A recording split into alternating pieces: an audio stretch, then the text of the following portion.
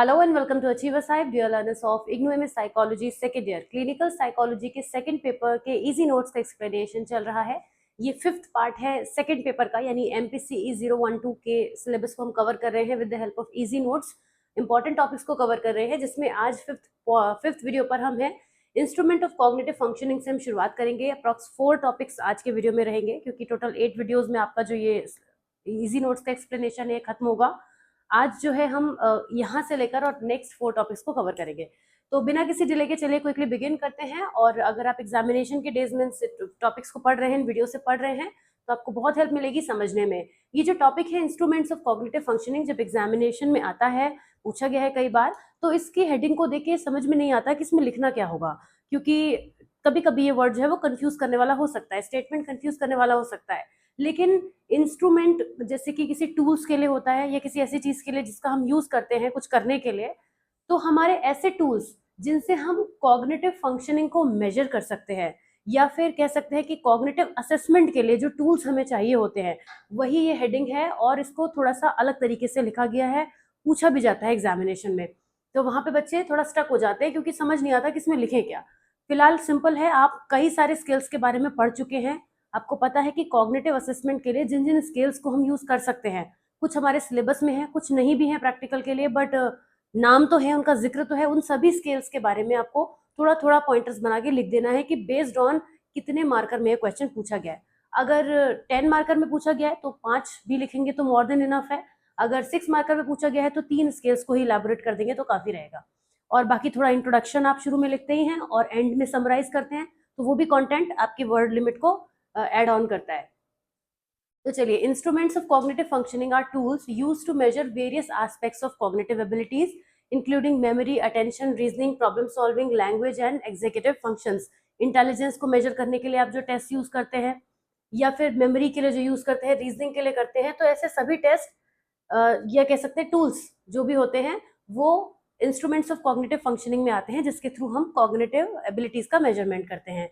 These instruments are essential in clinical settings to diagnose cognitive impairments, track disease progression and plan intervention। कुछ के बारे में हमने बात की है, आप चाहें तो इसी सिलेबस में से आपको और भी कुछ टेस्ट अलग से नाम मिल जाएंगे जो आपने शॉर्ट नोट्स में पढ़े होंगे। देखिए, पढ़ के तो आप सारा सिलेबस जाएंगे ना, फिर उसका कहाँ कहाँ कैसे यूज करना है, यही आपकी स्मार्टनेस है। जैसे कि यहाँ पे आपको कुछ टेस्ट मिलेंगे, लेकिन अगर आपको लगता है कि आप उसके अलावा भी 2 जानते हैं जो आपने इसमें कहीं पढ़े थे, तो आप उन्हें भी मेंशन करिए। ऐसा नहीं है कि इसका आंसर ये हो गया तो इतना ही हो गया। आपकी प्रेजेंटेशन आपके हाथ में है, आपकी स्मार्टनेस तो ऑफकोर्स आपके पास है, तो उसको आपको यूज करना है। तो पहले तो WAIS आप इसके बारे में पढ़ चुके हैं, मैंने बहुत डिटेल में पढ़ाया था। अब उस डिटेलिंग का यूज आप करना चाहें या इतना ही पार्ट आप लिखना चाहें, आपकी मर्जी है।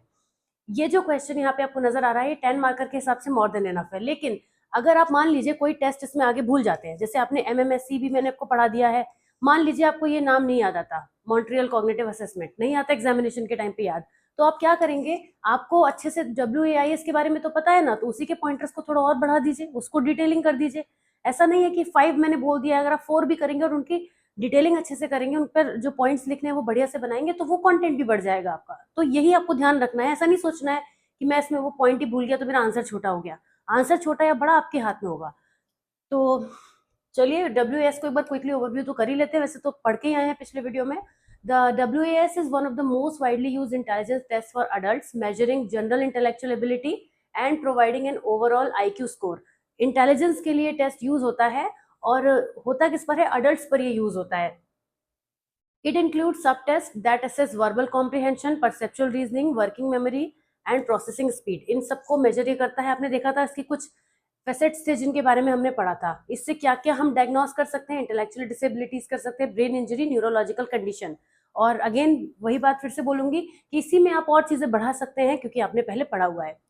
फिर आता है mini mental state examination, MMSE जिसको बोलते हैं हम। एक brief widely use screening tool है जिससे हमें कॉग्निटिव फंक्शनिंग को असेस करने में हेल्प मिलती है। ऐसे कोई भी इंडिविजुअल्स जिनके अंदर हमें डिमेंशिया या कॉग्निटिव डिक्लाइन देखने को मिलता है, उनका असेसमेंट करने के लिए मिनी मेंटल स्टेट एग्जामिनेशन भी यूज हो सकता है। आप चाहे तो MSE भी इसमें लिख सकते हैं, क्योंकि MSE के बारे में बहुत कुछ जानते हैं आप, जैसे मैंने अभी बोला, तो MSE को भी आप इंक्लूड कर सकते हैं। MSE भी तो यूज होता है, आपको पता है कि मेंटल स्टेटस एग्जामिनेशन कॉग्निटिव जो है क्लिनिकल लेवल पर ही तो यूज होता है, उसका बहुत प्रॉपर तरीके से यूज किया जाता है, वो भी आप मेंशन कर सकते हैं। इसमें orientation, memory, attention, language and visual special ability से रिलेटेड प्रॉब्लम्स होती हैं, और इससे हम काफ़ी जो कॉग्निटिव इम्पेयरमेंट से जो काफ़ी ज़्यादा सीवियर हो गए उनको असेस करने में हमें हेल्प मिलती है। Then come wait then comes Montreal cognitive assessment, MoCA जिसको हम बोलते हैं, is another screening tool which is use to detect mild cognitive impairment. कुछ माइल्ड लेवल पर अगर हमें असेसमेंट करना है, अगर हमें अपने बेसिक असेसमेंट के बाद ये रिक्वायरमेंट लगती है, तो इसको भी हम अप्लाई कर सकते हैं। इसमें कॉग्निटिव फंक्शंस की वाइड रेंज होती है, क्या क्या मेजर कर सकते हैं, short term memory, attention, executive function, visual special abilities, language, इन सबको असेस कर सकते हैं। ठीक, then comes Wisconsin card sorting test, इसके बारे में भी पहले बात हुई थी।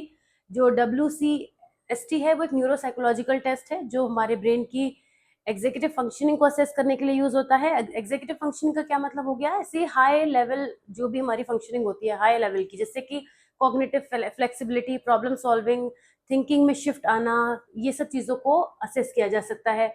ज़्यादातर ब्रेन इंजरी से सफ़र करने वाले इंडिविजुअल्स जिनका फ्रंटल लोब में कोई डैमेज होता है या कोई साइकेट्रिक डिसऑर्डर होता है सिजोफ्रेनिया के जैसा, उसके लिए इसका ज़्यादातर यूज़ होता है। ध्यान में रखिएगा कि किसका यूज़ होता कहाँ पर है। फिर स्ट्रूप टेस्ट के बारे में भी बात हुई थी पहले। ये भी एक ऐसा मेजर है जिससे हम अटेंशन पर ज़्यादा फोकस करते हैं स्ट्रूप टेस्ट के हेल्प से। और यहाँ पे पहले भी बताया था मैंने कि अगर पिंक लिखा है पर वो लिखा ब्लू से है तो पर्सन को आइडेंटिफिकेशन कलर्स का करना होता है। ये बेसिकली अटेंशन के लिए ही है कि कितना अटेंटिव पर्सन है, कितना वो मेमोराइज करके रख पाता है, कितना उसका होल्ड है अटेंशन पर, राइट, ये सब देखा जाता है। तो यहाँ पे इसकी हेल्प से स्ट्रूप टेस्ट यूज करते हैं। Then comes trial making test, इसके अंदर भी कई सारी बैटरीज आती हैं, कई सारे टेस्ट आते हैं, और ये खुद में जो है वो हेल्स्टीड रिटन न्यूरोसाइकोलॉजिकल बैटरी का एक पार्ट है। तो अगर आप चाहें तो इसके ऊपर भी और डिटेलिंग कर सकते हैं, अपने बुक से भी कंटेंट कुछ देख सकते हैं, पर फिलहाल के लिए तो इतना ही काफ़ी है। इसके अलावा आप MSE को मेंशन कर सकते हैं, मेंटल स्टेटस एग्जामिनेशन, आपने देखा है वो क्लिनिकल सेटिंग में यूज होता है, उसके बारे में भी ऐड कर सकते हैं। और भी कोई टेस्ट जो आपने इसमें पढ़ा है उसका जिक्र आप कर सकते हैं। तो ऐसे सभी इंस्ट्रूमेंट जो हमारे कॉग्निटिव फंक्शनिंग के असेसमेंट के लिए यूज होंगे वो इंस्ट्रूमेंट ऑफ कॉग्निटिव फंक्शनिंग कहलाएंगे। सिंपल था। आ जाते हैं इंटरव्यू में किसी भी पर्सन को स्किल और टेक्निक्स की क्या रिक्वायरमेंट होती है। ये टॉपिक मैंने काफ़ी बाद में जोड़ा है, ये मैंने काफ़ी बाद में इसलिए जोड़ा है क्योंकि पहले ये नहीं था। पिछली बार जब ये टॉपिक हमने ऐड नहीं किया था क्योंकि इंटरव्यू से रिलेटेड कुछ क्वेश्चन थे, पर इंटरव्यू एक ऐसा टॉपिक है आसान होने के साथ साथ क्लिनिकल और काउंसलिंग दोनों में ही इसके क्वेश्चन जरूर मिलते हैं। लॉन्ग में आने के तो बहुत चांसेस रहते ही हैं और शॉर्ट में भी आ जाता है, 6 मार्कर में रहता ही रहता है, मतलब आप मान के चलिए। तो ये भी एक टॉपिक देखा गया असेसमेंट करके कि जो इंटरव्यू पर बेस्ड स्किल और टेक्निक्स पूछी गई हैं, है तो इसमें कुछ भी ऐसा नहीं जो आप नहीं जानते हो। काउंसलिंग वालों का जो इजी नोट्स है उसमें तो ये टॉपिक हर पेपर में है, फर्स्ट सेकंड थर्ड सभी में नजर आ रहा है, लेकिन आपके सामने ये अभी आया है तो वहां तो मैं बहुत बार पढ़ा चुकी हूँ। उसी एनर्जी उसी इंतजियाज्म से मुझे फिर से आपको भी पढ़ाना है क्योंकि आप तो पहली बार पढ़ रहे हैं। तो क्या क्या रिक्वायरमेंट होती है, वही सब चीजें हैं कि जब कोई भी पर्सन एक इंटरव्यू कंडक्ट करता है तो हम किसी पर्पज से इंटरव्यू को कंडक्ट करते हैं। अब वो पर्पज क्या होता है, असेसमेंट करना, बेसिकली असेसमेंट करना। जो क्लाइंट हमारे पास आ रहा है क्लिनिकल सेटिंग्स में उसका असेसमेंट करके एक डायरेक्शन की तरफ चलना, एक रिजल्ट्स की तरफ पहुंचाने की कोशिश करना, उसकी प्रोग्रेस की तरफ अपना इनपुट देना। तो इन सब चीज़ों के लिए वो जो इंटरव्यू है वो एक पहला स्टेप है, और वो पहला स्टेप इतना इफेक्टिवली होना चाहिए कि आगे की चीज़ें अच्छे से हों, जैसा हम चाहते हैं वैसा आउटकम निकल कर आए। तो उसके लिए बहुत ज़रूरी है कि उन स्किल्स और टेक्निक्स को यूज़ किया जाए जो एक इंटरव्यूअर में होनी चाहिए। अगर इंटरव्यूअर ही इतना इनएक्टिव हो जाएगा, मतलब पहली बात तो होता ही नहीं ऐसा, लेकिन फिर भी हम एक बात कह रहे हैं कि अगर नहीं होगा एफिशिएंट तो कैसे रिजल्ट्स आ पाएंगे, क्योंकि यहाँ पर जो इंटरव्यूअर है उसका रोल बहुत इंपॉर्टेंट होता है। तो एक सक्सेसफुल इंटरव्यू कंडक्ट करना, इसमें बहुत सारे स्किल्स और टेक्निक्स की रिक्वायरमेंट होती है। रेपो स्टैब्लिश करना, अपने क्लाइंट को ये फील कराना कि जो ये प्रोसेस है वो स्मूथ चलेगा, इफेक्टिव होगा, इन सारी चीज़ों के लिए जो है वो हमारे काउंसलर हो चाहे क्लिनिशियन हो रिस्पॉन्सिबल होते हैं। तो किसी भी पर्पज से किया जाए कुछ स्किल्स हैं जो होने ही चाहिए, जैसे कि एक्टिव लिसनिंग। एक्टिव लिसनिंग तो एक ह्यूमन बीइंग का भी एक बहुत बड़ा ट्रेट है, नॉट जस्ट काउंसलर, क्योंकि किसी को सुनना, बहुत ध्यान से सुनना और उसके हर एक पॉइंट को नोट करना एक क्लिनिशियन या फिर काउंसलर के लिए तो काफ़ी ज़्यादा इंपॉर्टेंट हो जाता है। उन्हें बहुत ध्यान से इस बात पर ध्यान देना होता है कि कोई भी पॉइंट मिस ना हो, और मिस ना हो उसके लिए ज़रूरी है कि पहले बात को ध्यान से सुना जाए। तो एक्टिव लिसनिंग बहुत ज़रूरी होती है, क्योंकि जब स्पीकर कुछ भी बात कह रहा है तो उसके एक पॉइंट को नोट करना है, आगे वही चल के डेटा बनेगा। अब न केवल हमें सुनना है, पर सुनने के साथ साथ इंटरव्यू को उसके वर्बल नॉन वर्बल सभी एक्सप्रेशन पे ध्यान देना है। कोई बात कैसे कही जाती है, इस तरीके से भी ये इंपॉर्टेंट हो जाता है कि उसका परसेप्शन हम फॉर्म कैसे करेंगे। जैसे कोई बात अपनी एक नॉर्मल बात को बहुत एक्साइटमेंट के साथ भी बता सकता है, और कोई बात अपनी नॉर्मल बात को बहुत दुखी टोन में भी बता सकता है, और एक बहुत नॉर्मल तरीके से भी बता सकता है। तीनों ही केसेस में उस बात का जो कोर कॉन्सेप्ट है ना, वो जो कहना चाहिए उसकी क्वालिटी है वो बदल जाएगी। तो हमें हर बात पे ध्यान देना है, एक्टिव लिसनिंग उसी के अंदर आता है। देन एम्पैथी ज़रूरी है, क्योंकि इंटरव्यू को रैपो बिल्ड करनी होती है, ट्रस्ट बिल्ड करना होता है, खास तौर से क्लिनिकल और काउंसलिंग सेटिंग्स में। वहाँ पे इमोशंस का भी यूज़ होता है। जब आपका क्लाइंट ही आपके साथ सेफ फील नहीं करेगा, तो वो आपके साथ कैसे पार्टिसिपेट कर पाएगा, और उसके पार्टिसिपेशन का भी आपके इंटरव्यू पर बहुत फ़र्क पड़ेगा। तो एम्पैथी वहाँ पर होनी चाहिए, क्रिटिकल थिंकिंग होनी चाहिए, अनबायस्ड थॉट होने चाहिए कि यहाँ पे कोई भी जो थॉट प्रोसेस निकल के आ रहा है, कोई भी रिस्पॉन्स निकल कर आ रहा है, उसको अच्छे तरीके से प्रोसेस कर पाए माइंड में, समझ पाएँ। क्योंकि असेसमेंट करना तो एक ज़रूरी पार्ट है ही, लेकिन अपना ब्रेन उसके साथ चलाना, लगातार साइमल्टेनियसली चलाना बड़ा ज़रूरी हो जाता है। तो ऐसे में आपकी क्रिटिकल थिंकिंग ही आपको हेल्प करेगी कि जो भी रिस्पॉन्सेज़ आप रिकॉर्ड कर रहे हैं, जो भी डेटा आप कलेक्ट कर रहे हैं, उस पे उन पर कोई ऐसा इम्पैक्ट ना आए कि बायस्ड हो जाएँ आप। अनबायस्ड आपको रहना है, इस बात का आपको ध्यान देना है। कम्युनिकेशन स्किल बहुत मैटर करते हैं। अच्छे कम्युनिकेशन स्किल्स की वजह से जो सामने वाला पर्सन होता है, वो हमारी बातों में बंधा रह जाता है, सुनना चाहता होता है हमको। तो कम्युनिकेशन स्किल्स ऐसे होने चाहिए कि हम सही बात डिलीवर करें, बात की जो क्वालिटी है, कंटेंट है, वो ठीक हो, हमारे बोलने का तरीका क्लियर हो, हमारे वर्ड्स में क्लैरिटी हो, हमारे प्रोनाउंसिएशन में क्लैरिटी हो, हमारी बात में क्लैरिटी हो, तो वो कम्युनिकेशन स्किल्स अच्छे होने से आएंगे।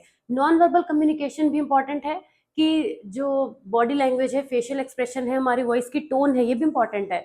हम बात तो बिल्कुल सही कह रहे हैं, लेकिन इतना ज़्यादा कहना चाहिए, बहुत ज़्यादा कड़क सिंह होके बात कर रहे हैं किसी से, बहुत ज़्यादा, मतलब मैं वर्ड नहीं ढूंढ पा रही हूँ अभी फिलहाल के लिए। तो ऐसा कुछ होके बात कर रहे हैं कि उसको लग रहा है कि बहुत रूड हो रहा है हमसे। कई लोग ऐसे होते हैं ना, उनके बोलने का तरीका ऐसा होता है कि वो इंटेंशनली गलत नहीं कह रहे होते हैं, लेकिन उनके बोलने का तरीका ही हर्ट कर जाता है। बाकी कंटेंट की बात नहीं हो रही है कि बात उन्होंने गलत नहीं कही, पर कहीं इस तरीके से कि वो बहुत बुरी लग जाती है। तो ये सब चीज़ों को यहाँ पे नॉन वर्बल कम्युनिकेशन में इंक्लूड किया जाता है, जिसपे इंटरव्यू को ध्यान देना होता है कि वो अपनी बात ऐसे कहे कि सामने वाला पर्सन जो है वो ठीक से समझे। इसके बाद है कि कौन-कौन सी टेक्निक्स हम यूज़ करते हैं इंटरव्यू में। तो अनस्ट्रक्चर्ड, स्ट्रक्चर्ड या सेमी स्ट्रक्चर्ड क्वेश्चंस हो सकते हैं। ऐसा इंटरव्यू प्लान कर सकते हैं जिसकी हेल्प से हम अपना जो डेटा है हमें चाहिए होगा, ये डिपेंड करेगा कि किस तरीके से हमें इन्फॉर्मेशन चाहिए। ओपन एंडेड क्वेश्चन हम रख सकते हैं। ओपन एंडेड क्वेश्चंस में क्या होता है कि पर्सन को एक फ्रीडम होती है अपनी बात को कहने की। वो हाँ या ना में बाउंड नहीं है। वो अपनी बात को इलैबोरेट करेगा, तो आपके पास ज़्यादा से ज़्यादा इन्फॉर्मेशन आएगी। हालाँकि ये कभी-कभी टाइम कंज्यूमिंग हो जाता है, तो फिर प्रॉब्लम हो सकती है, लेकिन ठीक है, फिर क्लैरिटी काफ़ी मिलती है, क्लियर अंडरस्टैंडिंग हो पाती है।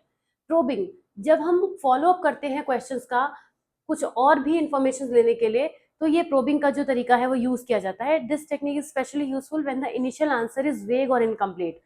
टीचर्स भी करते हैं ना क्लास में। अगर हम किसी से कोई क्वेश्चन का आंसर पूछ रहे हैं, वो उस आंसर तक नहीं पहुंच पा रहा है, वो उसके बिल्कुल बिगिनिंग के पॉइंट पर ही फंसा हुआ है, तो उसको आगे बढ़ाने के लिए उसको कुछ ऐसी हिंट देना कि वो आगे बढ़ पाए। तो उसको कह सकते हैं कि वर्ड्स प्रोवाइड कराना, ग्राउंड्स देना, जिस पर वो अपनी बात को ठीक से कर पाए, प्रोबिंग हो जाता है। अब साइलेंस भी एक पावरफुल टेक्निक है इंटरव्यू में। Silence encourages the interviewee to reflect and provide more thoughtful responses. It can also prompt them to expand on their answers. जरूरी नहीं है कि साइलेंस का यहाँ पे ये बिल्कुल भी मतलब नहीं है कि चुप होके बैठ जाना है। साइलेंस का मतलब है कि ये तब प्रोवाइड कराया जाए जिससे कि जो हमारे सामने डेटा आ रहा है, इन्फॉर्मेशन आ रही है, उसमें किसी तरह का हिंडरेंस ना हो। आप क्योंकि बहुत कुछ जानते हैं, इसका मतलब ये नहीं कि आप सब कुछ बोल सकते हैं, सब कुछ आपको बोलना है। कब कहाँ कौन सी बात कितने अमाउंट में बोलनी है, किस किस टाइमिंग पर बोलनी है, ये जरूरी है, और साथ में कहाँ साइलेंस मेंटेन करना है, ये भी जरूरी है। समराइज करना, पैराफ्रेज करना, बातों को, जो भी डेटा निकला है, जो भी इन्फॉर्मेशन मिली है, उसको पैराफ्रेज करना जरूरी होता है। वही चीज है कि जैसे समरी बना देना किसी चीज की, जिससे कि जो सामने वाला पर्सन है उससे पता चले कि बात हो क्या रही है। ठीक, तो ये कुछ टेक्निक्स होती हैं जिन्हें हम यूज करते हैं। फिर आता है next topic, differences between descriptive and predictive assessment. Descriptive या प्रिडिक्टिव असेसमेंट अकेले 3 मार्कर में पूछा गया है एक आध बार, ज्यादा तो नहीं, लेकिन इनके बीच के डिफरेंसेस 6 मार्कर में पूछे गए हैं। तो पहले तो ये समझना पड़ेगा कि डिस्क्रिप्टिव असेसमेंट क्या होता है और प्रिडिक्टिव असेसमेंट क्या होता है। ये दो टाइप के इवैल्यूएशन मेथड होते हैं जो साइकोलॉजी में यूज किए जाते हैं, और इनकी हेल्प से हम किसी भी डेटा को इंटरप्रेट कर पाते हैं। दोनों का ही जो काम है वो क्या है, इंडिविजुअल्स के बिहेवियर, एबिलिटी, कंडीशंस, इनको फाइंड आउट करना, इनके डेटा में डिफरेंसेस फाइंड आउट करना और कैसे उनका फोकस या पर्पस डिफरेंट होता है ये फाइंड आउट करना। जाहिर सी बात है, असेसमेंट कोई भी टाइप का हो वो हमें कुछ ना कुछ तो प्रोवाइड कराता है। असेसमेंट की हेल्प से हम किसी ना किसी रिजल्ट पे तो पहुंचते हैं। तो डिस्क्रिप्टिव असेसमेंट का मतलब क्या होता है? डिस्क्रिप्टिव जैसा कि वर्ड है डिस्क्राइब करना, ऐसे समझिए, ये ज्यादा आसान रहेगा। डिस्क्रिप्टिव में क्या छिपा है? डिस्क्राइब करना। तो ये जो जो डिस्क्रिप्टिव असेसमेंट जब होता है तो एक डिटेल्ड अंडरस्टैंडिंग देता है पर्सन के करंट स्टेट और फंक्शनिंग की, डिस्क्राइब करने का मौका देता है। जब हम किसी भी पर्सन के बारे में उसके प्रेजेंट कैरेक्टरिस्टिक्स, बिहेवियर, परफॉर्मेंस का डेटा गैदर करते हैं तो डिस्क्रिप्टिव असेसमेंट हो रहा होता है। This type of assessment describes the what of a person's condition और behaviour without necessarily predicting future outcomes. इसमें जरूरी नहीं है कि हम फ्यूचर के आउटकम्स निकालें, लेकिन प्रेजेंट में क्या है, क्या स्टेट है। जैसे आपके सामने कोई क्लाइंट आया तो आपने उसका डिस्क्रिप्टिव असेसमेंट किया, मतलब आपने उसके बारे में, वो उसकी स्थिति क्या है, वो क्यों इन चीजों से स्ट्रगल कर रहा है, हर एक चीज को इलेबोरेटिव वे में कलेक्शन आपने किया, तो वो डिस्क्रिप्टिव असेसमेंट कहलाता है। इसका पर्पस होता है कि एक क्लियर फैक्चुअल पिक्चर बना पाना उसकी करंट एबिलिटीज की, ट्रेट्स या बिहेवियर की। जैसे कि आप एमएमएससी यूज करते हैं, mental mini mental status examination, तो उसमें चीजें डिटेलिंग में लेते हैं, हर चीज को फाइंड आउट करने की कोशिश करते हैं, चाहे WAIS यूज करें। तो ऐसे में क्लिनिशियन जो होता है वो डिटेल में इंफॉर्मेशन को ले पाता है, और लेता भी इंफॉर्मेशन कौन से टाइम की है? प्रेजेंट टाइम की। इसी वजह से ये इसमें आते हैं। इसका एप्लीकेशन या यूज कहाँ पर होता है? किसी भी कंडीशन को डायग्नोस करने में, स्ट्रेंथ वीकनेस को फाइंड आउट करने में। जो डिस्क्रिप्टिव असेसमेंट होते हैं ये करियर प्लानिंग में भी बहुत हेल्प करते हैं, काउंसलिंग में। स्टूडेंट की, जो स्टूडेंट्स को अपना फर्दर प्लान करना होता है, तो ये पता चलता है कि करंट में वो किन चीज़ों में इंटरेस्टेड है, उसी के हिसाब से उनका फ्यूचर प्लान हो पाएगा, तो वहां पर भी इसकी जरूरत पड़ती है। फिर आता है प्रिडिक्टिव असेसमेंट, जैसा कि नाम है, प्रिडिक्शन लगाना, राइट। डिस्क्रिप्टिव में क्या था? डिस्क्राइब करना प्रेजेंट सिचुएशन को, और प्रिडिक्टिव असेसमेंट में क्या होगा? What will happen in the future. हम उस डेटा की हेल्प से फ्यूचर में जो है क्या हो सकता है उसका आइडिया लगा सकते हैं। अगर आपके पास किसी की इंफॉर्मेशन है तो आप ये आइडिया लगा सकते हैं कि फ्यूचर में क्या होगा, तो जो काम आप फ्यूचर में क्या होगा के लिए करेंगे वो प्रिडिक्टिव हो जाएगा, और जब उस डेटा को एनालाइज करेंगे उस टाइम में तो वो आपका डिस्क्रिप्टिव हो जाएगा। मतलब एक ही डेटा से हम दोनों टाइप के असेसमेंट कर सकते हैं। असेसमेंट तो हम दोनों टाइप के कर सकते हैं, लेकिन उन्हें करने के मेथड में थोड़ा सा चेंजेस आ जाएंगे। तो जब प्रिडिक्टिव असेसमेंट होता है, it is design to estimate और फोरकास्ट फ्यूचर बिहेवियर, परफॉर्मेंस और आउटकम बेस्ड ऑन करंट और पास्ट डेटा। किसी स्टूडेंट के लिए अगेन ये भी यूज होता है कि स्टूडेंट के लिए जब हम चीजों को आगे फर्दर ऑन फाइंड आउट करना चाहते हैं तब यूज होता है। It focuses on identifying patterns and trends that can predict what will happen in the future. Purpose इसका होता है टू प्रिडिक्ट फ्यूचर आउटकम्स और परफॉर्मेंस बेस्ड ऑन करंट और हिस्टोरिकल डेटा। जैसे कि एकेडमिक सेटिंग्स में हम स्टैंडर्डाइज टेस्ट यूज करते हैं, SAT, ACT, इनकी हेल्प से स्टूडेंट की जो फ्यूचर एकेडमिक परफॉर्मेंस है उनके बारे में बताया जा सकता है। एजुकेशनल टेस्टिंग में, एम्प्लॉय सिलेक्शन में भी यूज हो सकता है, और क्लिनिकल फोरकास्टिंग में भी यूज हो सकता है कि अगर किसी पर्सन के सिम्टम्स ये हैं तो आगे चल के ये चीज और ज्यादा सिवियर ना हो जाए, इसका नेक्स्ट डिग्री पे ना पहुंच जाए, नेक्स्ट लेवल पे ना पहुंच जाए, ये भी प्रिडिक्ट करने में इसकी हेल्प हो सकती है। कुछ की डिफरेंसेस के फॉर्म में अगर आप आंसर ऐसे लिख कर आना चाहें तो यहाँ पर आपको ये नजर आ रहा है, आप ऐसे भी लिख सकते हैं। वही चीजें हैं जो मैंने बताई हैं, लेकिन और कुछ पॉइंटर्स एक्स्ट्रा निकल आएंगे। जैसे कि पर्पस की बात करें तो डिस्क्रिप्टिव में क्या होता है, ये पास्ट और करंट डेटा को समराइज करता है, लेकिन ये फ्यूचर आउटकम्स में एंटिसिपेशन करता है। ठीक है, इसका फोकस होगा कि व्हाट हैपेंड, ये व्हाट पे फोकस करता है, और इसमें हो जाएगा कि what will happen, what is going to happen, इस पर फोकस करता है। डेटा यूजेज की बात करें तो ये पास्ट डेटा या फिर रियल टाइम डेटा को ज्यादा यूज करता है, लेकिन प्रिडिक्टिव में डेफिनेटली पास्ट डेटा ही होगा जो कलेक्ट करके हम रख चुके हैं उसको। टेक्निक्स यूज की बात करें तो स्टैटिस्टिकल, समरीज, विजुअलाइजेशन, क्लस्टरिंग, ये सब इसमें होती हैं। इसमें machine learning, regression analysis, predictive modelling होती है। ये पॉइंटर्स आपने ऊपर नहीं पढ़े हैं, ये इसमें ऐड हो रहे हैं। फिर आउटकम्स की बात करें तो provides context and understanding of past events, ये हमें फ्यूचर के लिए रेडी करता है। एग्जाम्पल इसमें ये हो जाएंगे कि जैसे एग्जाम्पल दिया है, देखिए बड़ा अच्छा, analysing sales trends over the past year. पिछले डेटा के बेसिस पर हम बता पा रहे हैं कि सेल्स का जो क्या है वो किस हिसाब से चीजें चल रही हैं, और उसी सेल्स को आगे कैसे चलेंगी वो बताने के लिए हम कि नेक्स्ट क्वार्टर में क्या सेल्स हो सकती हैं एक्सपेक्टेड, ये हम कर सकते हैं। कॉम्प्लेक्सिटी की बात करें तो ये सिंपलर होती है क्योंकि हमारे पास प्रीवियस डेटा होता है जिसकी हेल्प से हम प्रेजेंट का बता पाते हैं। लेकिन ये कॉम्प्लेक्स होता है क्योंकि इसमें हम ऐसे एल्गोरिथम्स लगानी पड़ती है कि फ्यूचर में क्या होगा, आगे की प्रिडिक्शन करना ऑफ कोर्स हमेशा ही कॉम्प्लेक्स होता है। ऑल राइट, आ जाते हैं नेक्स्ट टॉपिक्स पे, विच इज द स्टैनफोर्ड बिने इंटेलिजेंस स्केल। ये भी एक इंस्ट्रूमेंट ऑफ कॉग्निटिव फंक्शनिंग है ऑफ कोर्स, क्योंकि यहाँ से हम इंटेलिजेंस को मेजर करते हैं। तो इसी तरीके से आपको बहुत सारे टॉपिक्स एक दूसरे से कनेक्ट करके डॉट्स को जोड़ना है वेरेवर रिक्वायर्ड, क्योंकि क्वेश्चन पेपर जब आपके सामने आता है तो कभी भी ये मान के मत चलिए कि पेपर में एग्जैक्टली वही आ जाएगा जो टॉपिक में पढ़ के आया हूँ। टॉपिक तो आएगा ऑफ कोर्स, टॉपिक तो बिल्कुल आएगा, जब आप इजी नोट से पढ़ रहे हैं टॉपिक बाहर नहीं निकलेंगे, लेकिन टॉपिक को आपको किसी तरीके से रिलेट करना पड़ सकता है किसी और टॉपिक के साथ में, तो वो अंडरस्टैंडिंग आपको देखनी पड़ेगी। आ जाते हैं स्टैनफोर्ड बिने इंटेलिजेंस स्केल पर। तो स्टैनफोर्ड बिने intelligence scale is one of the oldest and most widely used tools for measuring intelligence, with origins tracking back to the early 20th century, developed initially by Alfred Binet and Theodore Simon in France in 1905। इसके कुछ terms हैं जिन्हें याद रखिएगा। Alfred बिने और Theodore Simon ने 1905 में टेस्ट दिया था और ये लुइस टर्मन ने भी एक्सेप्ट किया था 1916 में, इसीलिए इसका नाम जो है वो स्टैनफोर्ड बिने बन गया। This scale has undergone several revision over the years, और जो सबसे सिग्निफिकेंट है वो 5th एडिशन है, यानी कि स्टैनफोर्ड बिने का 5th एडिशन आपको यूज करने को मिलता है, जो कि 2003 में हुआ था। इसके बाद भी इसमें कुछ अमेंडमेंट्स हुए हैं, लेकिन ये हम आपके बुक के हिसाब से फिलहाल पढ़ रहे हैं। Stanford Binet scale originally aim to identify children who needed special education by assessing their cognitive abilities. शुरुआत कहाँ से हुई थी इस टेस्ट की? ऐसे स्टूडेंट पर जो जिनकी कुछ स्पेशल एजुकेशन की रिक्वायरमेंट होती थी। वो दोनों ही तरीके के स्टूडेंट्स थे। स्पेशल में वो भी आते हैं जिनकी स्पेशल नीड्स होती हैं, और वो भी आते हैं जो टैलेंटेड या गिफ्टेड होते हैं, तो उनको भी इसमें लिया गया था कि इंडिविजुअल डिफरेंसेस के बेसिस पे देखा गया था पहले तो, क्योंकि एल्फ्रेड बिने जो थे उन्होंने इन चीज़ों पे ही पहले वर्क किया था कि जो स्टूडेंट्स में इतना ज़्यादा वेरिएशन क्यों होता है। कोई बच्चा किसी चीज़ को बहुत अच्छा परफॉर्म करता है, फिर कोई किसी दूसरे को अलग तरीके से करता है। इसके बेसिस पर उनकी जो रिसर्च थी वो स्टार्ट हुई थी कि कैसे इंडिविजुअल डिफरेंसेस जो हैं वो आगे चल के इंटेलिजेंस में भी देखने को मिलते हैं, और बेसिकली होते क्या है। तो इस वजह से उन्होंने इंटेलिजेंस को मेजर करना शुरू किया डिफरेंट एज रेंज में, from young children to adults. Different age groups पर उन्होंने टेस्ट एडमिनिस्टर करने शुरू किए, और उसके बाद जो टेस्ट होता है वो assesses multiple cognitive abilities which are organised into various subtest under 5 broad cognitive factors. ये तो हम आगे बात करेंगे ही, लेकिन इनकी स्केल की हेल्प से जब इन्होंने शुरू में चीज़ों को किया था तो इनका जो असेसमेंट था वो अडल्ट से यंग चिल्ड्रन से अडल्ट तक चला था, और उसी के बीच में जो भी इनके पास वेरिएशंस आए, जो रिजल्ट्स आए, उसके बाद इन्होंने टेस्ट प्रॉपर तरीके से फॉर्म किया। क्या क्या हम इसमें असेस कर पाते हैं? फ्लूइड रीजनिंग याद रखना होगा आपको।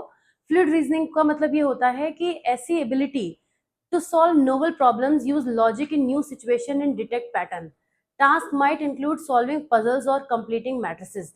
ऐसे कोई भी डिफिकल्ट लेवल के, जिसको डिफिकल्ट लेवल हम इसलिए बोल रहे हैं क्योंकि थोड़ा कॉम्प्लेक्स लेवल की कंडीशंस होती हैं जहाँ पे फ्लूइड रीजनिंग यूज होती है। अदरवाइज तो पर्सन जनरल रीजनिंग हर कोई कर लेता है।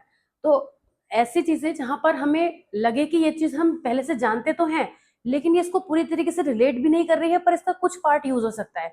मान लीजिए आपने कोई पजल बनाना सीखा, अब आप कोई दूसरी पजल करें या कोई ऐसी सिचुएशन में आप आ जाएं जो कॉम्प्लेक्स हो, तो आपको आपका जो माइंड है ये परसीव कराएगा आपको कि आपने कभी तो और भी डिफिकल्ट काम किया है, भले ही वो उसके जैसा नहीं है, सिमिलर नहीं है, लेकिन आपने डिफिकल्टी को पहले क्रैक किया है तो आप कर पाएंगे। तो फ्लूइड रीजनिंग ये चीज बताती है। Knowledge, this measures the breadth and depth of person's information acquisition including vocabulary, general knowledge and understanding of concept. Knowledge of course हमेशा एक कंपोनेंट होता ही है इंटेलिजेंस को मेजर करने के लिए। आप अपने बात को, अपने कंटेंट को तभी कॉन्फिडेंटली डिलीवर कर पाएंगे जब आपको उसकी नॉलेज होगी। और नॉलेज ऊपरी भी नहीं है, कुछ सुनकर पढ़कर बता देना एक अलग चीज होती है, मगर उस चीज को एक्सप्लेन करते वक्त, उस चीज को बताते वक्त आपकी नॉलेज दिखेगी, आपके एक्सप्लेनेशन में, आपके कॉन्फिडेंस में, आपके एग्जाम्पल्स में या कंटेंट में जो आप यूज कर रहे हैं। तो ये चीज नजर आती है कि क्या उसकी ब्रेथ है और क्या डेप्थ है इंफॉर्मेशन की जो आपके पास है, वो यहाँ से निकल कर आती है। ये इसका एक डायमेंशन हो जाता है। Then comes quantitative reasoning. This factor tests numerical reasoning, including arithmetic operations, mathematical knowledge, and the ability to work with numbers conceptually. Quantitative में वही quants जिसको आप बोलते हैं शॉर्ट में, क्वांटिटेटिव रीजनिंग यानी क्वांटिटेटिव लेवल पर आप कैसे कर पाते हैं चीजों को। क्योंकि साइकोलॉजी में अगर हम बात करें तो जब हमारे पास बहुत सारा डेटा आता है, हम रिसर्च करते हैं, कोई भी वर्क करते हैं, साइकोलॉजी में आप कोई भी वर्क करें, जब आपके पास कोई डेटा होता है तो उसको आपको प्रोसेस करना होता है मैथमेटिकली, जिसको आप स्टैटिस्टिक्स का नाम देते हैं। वो स्टैट्स तो इसलिए बन जाता है क्योंकि उस पर डेटा पे वर्क करते हैं, मगर वर्क तो मैथमेटिकल ही होते हैं सारे। आपने कभी न्यूमेरिकल्स वगैरह में भी देखा होगा। तो क्वांटिटेटिव रीजनिंग की अगर आपको अंडरस्टैंडिंग नहीं है तो प्रॉब्लम होगी। तो बिने साइमन ने अपने स्केल में इस चीज को इंपॉर्टेंस दी। विजुअल स्पेशल प्रोसेसिंग, ये आपने और भी टेस्ट में पढ़ा है, इंटेलिजेंस के फर्स्ट ईयर में पढ़ा है कि विजुअल स्पेशल प्रोसेसिंग भी इंपॉर्टेंट होती है। कई बार हमें कुछ चीज़ों को मेंटली सॉल्व करना होता है, मेंटली स्पेस में एडजस्ट करना होता है।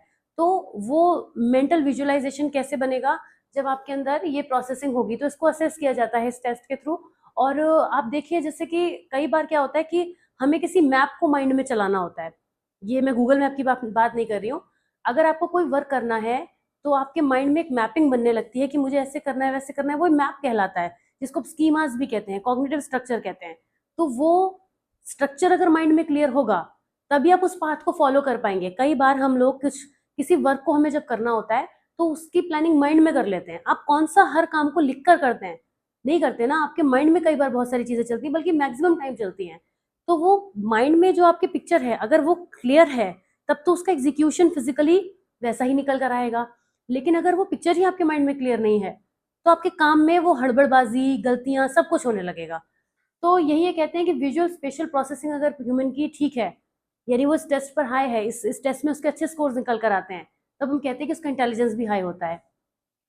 Then come working memory. Working memory का मतलब होता है जो प्रेजेंट में आपकी मेमोरी होती है, यानी किसी भी इंफॉर्मेशन को आप कितना प्रोसेस कर पाते हैं, फिर उसको स्टोर कितना कर पाते हैं, वर्किंग मेमोरी दिखाती है, जिसको आप कहते हैं short term memory. Working memory short term memory का ही दूसरा नाम है। वर्किंग मेमोरी से हमें ये पता चलता है कि जो प्रेजेंट में इंफॉर्मेशन है उसे कितना हम प्रोसेस कर पा रहे हैं। तो वर्किंग मेमोरी की जरूरत होती है। इसको भी इन्होंने अपने एक सब टेस्ट की फॉर्म में रखा है। तो जो आपका SB5 है ये इस तरह से डिजाइंड है कि कल्चरली फेयर रहे, which efforts to minimize biases, although complete neutrality in intelligence testing remains challenging। फिर भी पूरी तरीके से वो चीज़ नहीं आ पाती अगर हमें कहें completely कल्चर फेयर है, कहीं पर हमें थोड़ा बहुत प्रॉब्लम देखने को मिलती है। The test uses both verbal and non-verbal items to cater to a wide demographic, reducing language barriers for non-native speakers और those with speech difficulties। यहाँ पे क्योंकि कुछ वर्बल भी चीज़ें आ जाती हैं तो थोड़ा सा प्रॉब्लम हो सकती है, लेकिन नॉन वर्बल की वजह से उस बायसनेस को कम किया जाता है। स्टैनफोर्ड बिनेट टेस्ट का जो एडमिनिस्ट्रेशन है वो कोई ट्रेंड साइकोलॉजिस्ट या साइकोमेट्रिशियन ही कर सकते हैं, जो आगे चल के उसके रिजल्ट्स को इंटरप्रेट कर पाए। क्योंकि जो हमारा कोई भी टेस्ट है वो सक्सेसफुल तभी होगा जब उसका प्रोसेस कंप्लीट होगा। एडमिनिस्ट्रेशन के लिए तो आप किसी को भी थोड़ा बहुत समझा के बिठा दीजिए, वो कर देगा, लेकिन कंप्लीट तो तभी होगा जब उसके रिजल्ट्स का इंटरप्रिटेशन हो पाए। The test format includes a series of question that become progressively more difficult tailor to the individual's performance. कहना चाहिए कि इजी टू डिफिकल्ट होता है मेथड, यानी इजी सिंपल से कॉम्प्लेक्स की तरफ बढ़ते हैं। यहाँ पे जो स्कोरिंग सिस्टम है that's evolve from the original intelligence question calculation which compared mental age to chronological age to a more sophisticated system based on standard score, percentile rank and age equivalent in the modern version. SB5 provides a comprehensive profile of cognitive strength and weakness। ये हमें इससे मिलता है। ये educational planning में important है, learning disability को diagnose करने में हेल्प मिलती है, गिफ्टेडनेस को भी आइडेंटिफाई कर सकते हैं। शुरू में मैंने बताया था आपको। However, like all IQ test, it's not without criticism। इसमें भी कुछ क्रिटिसिज्म निकल कर आते हैं, यानी कल्चरल बाइसेस की बात होती है, वो उसी वजह से होती है क्योंकि यहाँ पे वर्बल भी आ गई हैं कुछ चीजें। और इसमें इंटेलिजेंस के ओवर सिंप्लीफिकेशन की भी बात की गई है कि आप इंटेलिजेंस को एक स्कोर में डिफाइन करके उसको ओवर सिंप्लीफाइड कर देते हैं। जैसे कि हम लोग भी क्लासरूम में ये चीज देखते हैं कि अगर किसी के 100 में से 90 मार्क्स आ गए तो आपके माइंड में स्टूडेंट की एक पिक्चर बन गई है तुरंत कि ये तो बहुत अच्छा बच्चा है, या किसी के 40 आ गए तो आप कहेंगे ये तो फेलियर है। तो ये पिक्चर तुरंत बन रही है आपके माइंड में। उसी तरीके से एक नंबर के बेसिस पर किसी के इंटेलिजेंस की पूरी पिक्चर बना देना, ये इसका एक बहुत बड़ा क्रिटिसिज्म था, जिसकी वजह से कुछ एथिकल इम्प्लीकेशन पर भी डाउट किया गया। लेकिन कुल मिलाकर कहें तो स्टैनफोर्ड बिनेट इंटेलिजेंस स्केल एक पाइवोटल इंस्ट्रूमेंट है साइकोलॉजी की फील्ड में, जिससे हम कॉग्निटिव एबिलिटीज को असेस कर सकते हैं और इसकी हेल्प से काफी हद तक एक्यूरेसी से हमें रिजल्ट मिल पाते हैं, जिससे हमें पता चलता है कि किसी भी पर्सन की जो कॉग्निटिव फंक्शनिंग है वो कितनी बेटर है या नहीं है। तो ये था आज के टॉपिक्स, मेरे ख्याल से यहाँ पे फिनिश ही हो गया। यस, नेक्स्ट में हम पढ़ेंगे कि साइकोलॉजिकल असेसमेंट का पर्पस क्या होता है। कुछ टॉपिक्स मैंने यहाँ पे ऐड भी किए हैं लेटर ऑन, थोड़ा चीज़ों को मॉडिफाई करने के बाद। तो हो सकता है कुछ टॉपिक्स आपने पहले वो और फॉर्म में पढ़े हो, जैसे साइकोलॉजिकल असेसमेंट तो आप पढ़कर आए थे, लेकिन फिर भी इसके कुछ एक और टॉपिक आपको बाद में भी देखने को मिल रहे हैं।